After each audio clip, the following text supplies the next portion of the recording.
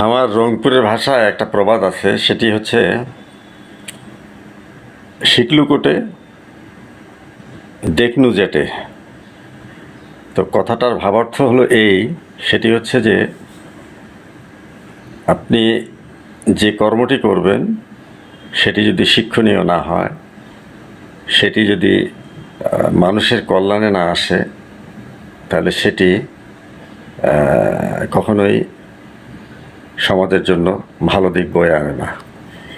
আপনি কাউকে যদি সম্মান না দেন, তাহলে আপনি মানুষের কাছ থেকে কী করে সম্মান আশা করেন? আপনি যে পথ দেখাবেন সে পথেই বাকিরা হাঁটবে। অর্থাৎ টিট ফর ট্যাট, ঢিল মারলেই পাটকেল খেতে হয়।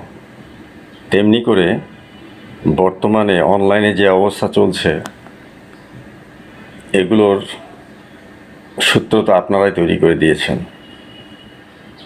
এগুলো কথা বলার সুযোগ তো আপনারাই তৈরি করে দিয়েছেন। মানুষকে সম্মান দেওয়া শেখেননি, গুণীজনের কদর করা শেখেননি। তা আপনারা কি আশা করেন তাদের কাছ থেকে?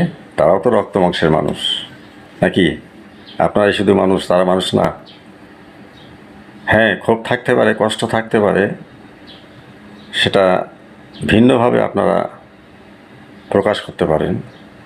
তাই বলে গুণীজনকে অসম্মান করে, সম্মানী ব্যক্তিকে অসম্মান করে আপনারা নিজেরা বাহবা কুড়াবেন, তা কী করে হয়? তো অন্য পক্ষ তো এর প্রতিশোধ নেবেই নেবে। ধন্যবাদ রইল কথাগুলো শোনার জন্য।